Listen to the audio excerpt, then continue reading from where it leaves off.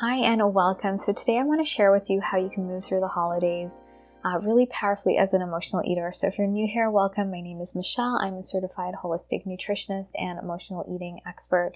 And today I wanted to share with you how you can really move through this season not feeling sort of at the mercy of food and your emotions, and how you can really come out of it feeling at ease. And so I want to share with you that when I was going through my own emotional eating journey, this time of year was really hard because there are so many events, there's social gatherings, there's social anxiety, there's tons of food, there is, the weather is getting cooler, and so our moods are off because we're not getting that sunshine. And so all of these things impact us. And as emotional eaters, when we are we feel that discomfort, those uncomfortable emotions, our mood is down, we turn to food to soothe ourselves, to feel better. But this really is just a Band-Aid solution. And this season is offering us a lot of food to sort of numb out. And so we really want to move through it powerfully and get a handle on these areas. And so I want to share with you that when clients work with me, what I've noticed is that this time of year becomes really easeful. It's not stressful. They don't feel guilty if they've eaten something that they, don't want to. They eat really for pleasure, for enjoyment, to enjoy the company of whoever they're with, because they know they have strategies, they have boundaries, they know what to do, they have a plan on how to get back on track and to start feeling good in their body. If they have sort of fallen off, and how to have compassion for themselves. So these keys are so important. And so I'm going to share with you the 3 areas that are really going to be important to moving through your emotional eating and why they're important, especially around the holidays. And so they are going to be true nourishment, body acceptance, and emotional wellness. And so when we start with true nourishment, here, when we learn the difference between true and emotional hunger, when we are at these events, we can really check in. Are we truly hungry? Are we emotionally eating? Are we just eating out of anxiety or boredom, or we don't know what to do with ourselves? And we can also look at our day. Have we been truly nourishing ourselves?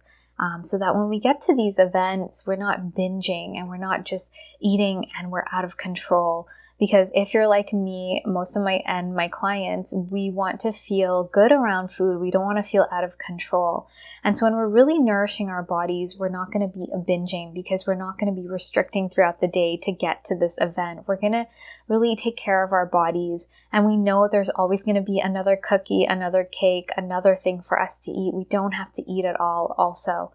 And so this foundation is really important. And especially when we're noticing our digestion and we're eating strategically for our digestion, when we are sort of off, we can tell the difference. And so most of the time we're eating well and making sure our digestion is working well, because that impacts our mood as well. Of course, nothing is perfect here. We want to aim for most of the time, like 80% of the time, we're eating in a really nourishing way, but we have that leeway to give ourselves that compassion and that space to just live. The second area that's going to be important is your body acceptance. And this is more in terms of the rituals you have for yourself. This can be a really stressful time of year. And so we are wanting to make sure we are, especially at night, we have a really amazing nighttime ritual where we are soothing our bodies, calming ourselves down, getting prepared for sleep, where we're not on our screens, or we know how to mitigate that. And we're really tuning our brain to go to sleep, because sleep is so vital and important. Our brain detoxifies at night, and it impacts our mood and our hunger the next day. So if we're not sleeping enough or getting that deep sleep, then we are going to, it's going to impact our emotional eating. And especially during this time of year where it's so much stress, we really want that nighttime ritual to really calm our system, so that we're not sort of emotionally eating and doing that the next day. The third area that's going to be really helpful is the emotional wellness piece. And this is the area in terms of processing through those emotions under the emotional eating. Like I mentioned, we go towards food when we feel that discomfort, that unease.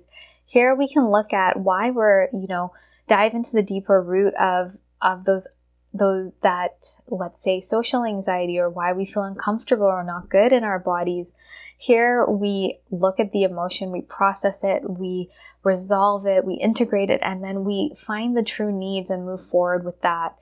And this is done, I do this with clients on a body level because we hold those unprocessed emotions in our body. So I use somatic meditations with psychotherapy tools to get to the root of what's been going on and resolving it. And clients also have those meditations so that as these things are happening more frequently, they can dive into the meditations and work on this themselves. So they're really always using any opportunity of they go out and they did binge or they did feel, anxious. They can use that as information to take into the meditations and really resolve it at the root. So they're no longer creating that pattern.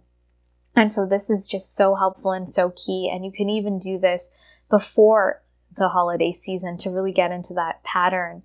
And so this is really powerful because here we start hearing our true needs so that when we do go to those events, we know we need space, or we might need to go for a walk, or we might not need to go there. We choose where we want to go. We choose how we spend our energy when we leave, if we need to leave early. So we have a lot more boundaries. These emotions are giving us information about that. And so this is really powerful. And these 3 areas are going to be really powerful to help you move through that holiday season, feeling empowered, like you're on track, especially if you have that support and guidance. You know you're doing everything in your power to help yourself and that you are going to move forward from this. And so this is just the beauty of the Emotional Eating Evolution program. So if what I'm saying to you resonates and you would love that support, that guidance, and a step-by-step plan to helping you move through this season really powerfully, I'd love to invite you to book in an emotional eating assessment call. Here we can discuss if the Emotional Eating Evolution program would be a fit for you to get from point A to point B. And, I would love to invite you to that. So if that resonates, please book in your call. And if you have any questions, please let me know. And please be sure to like and subscribe if you haven't. And I look forward to sharing more with you, and I hope you have a great day.